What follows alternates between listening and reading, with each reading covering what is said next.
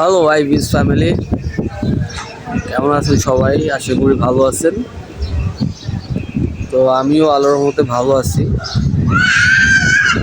আজকে রোজা, প্রথম রোজা। তো সবাই বেশি বেশি রোজা রাখবেন, ফাস্টিং করবেন, কারণ ফাস্টিংটা করলে আপনার বডির যে ইমিউনিটি সিস্টেম এইটা গ্রো করে এবং আপনার পেটে যে গুড জার্ম থাকে এগুলা হচ্ছে ইমব্যালেন্স হয়ে যায়। তো ফাস্টিং করলে এগুলা ব্যালেন্স হয়, এগুলা একটা নিয়মের মধ্যে থাকে। রোজা রাখাটা খুব ভালো, রোজা রাখতে পারলে খুবই ভালো। যারা আইবিএসের পেশেন্ট অনেকেই মনে করে যে আমি তো অলরেডি আইবিএসে ভুগতেছি, আমি যদি রোজা রাখি আমার কি প্রবলেম হবে? তো আমার কথা হচ্ছে না, রোজা রাখলে কোনো প্রবলেম হবে না, বরং আপনার রোজা রাখলে আপনার জন্য ভালো, আপনার পেটের জন্য ভালো, পেটের স্বাস্থ্যের জন্য ভালো। তবে হ্যাঁ, আপনারা ইফতারির সময় যে কাজটা করবেন যে ভাজা পোড়াটা অ্যাভয়েড করবেন। ভাজা পোড়াটা খাইলে হচ্ছে কি গ্যাস হয়ে যায়, অনেকের অ্যাসিডিটি হয়ে যায়। তো ভাজা পোড়াটা অ্যাভয়েড করবেন আপনারা।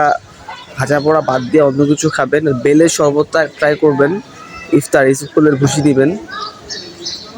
ভাজা পোড়াটা অ্যাভয়েড করবেন, ইনশাল্লাহ আপনার রোজা রাখলেও কোনো প্রবলেম হবে না। রোজা হচ্ছে আল্লাহ তাআলার নেয়ামত। সো রোজা রাখলে আপনার যে কোনো রোগী দেখবেন যে রোজা রাখলে, রোজার মাসে দেখবেন যে শুধু আইবিএস না, রোজার মাসে দেখবেন যে সব হসপিটালে দেখবেন যে আপনার রোগীর সংখ্যা খুব কম থাকে, কারণ এটা হচ্ছে একটা নিয়ামতের মাস।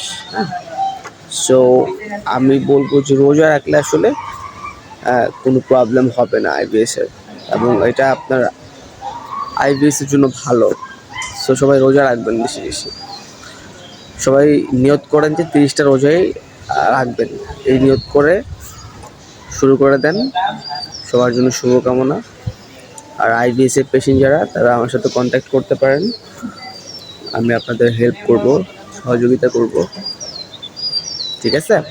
আর যারা অনেক বেশি স্ট্রেস আউট এবং অনেক বেশি ফ্রাস্ট্রেটেড হয়ে গেছে যে আইবিএসের কোনো কিছু হচ্ছে না, ভালো হচ্ছে না, বা এই রোগটা থেকে বের হওয়ার কোনো কি ওয়ে নাই, তা যোগাযোগ করবেন, ইনশাল্লাহ ভালো হবেন, সুস্থ হবেন। আজকে আর কথা বলবো না, আমি রোজা। সো কথা না বাড়ালাম, শর্টকাট ইনফরমেশন। যে অনেকে বলে যে রোজা রাখলে কি প্রবলেম হবে কি না, তো আমার একটাই কথা, রোজা রাখলে কোনো প্রবলেম হবে না। আপনার রোজা রাখলে আইবিএসের প্রবলেম কমবে, সোজা কথা। এটা আইবিএসের জন্য বেনিফিশিয়াল। আল্লাহ হাফিজ।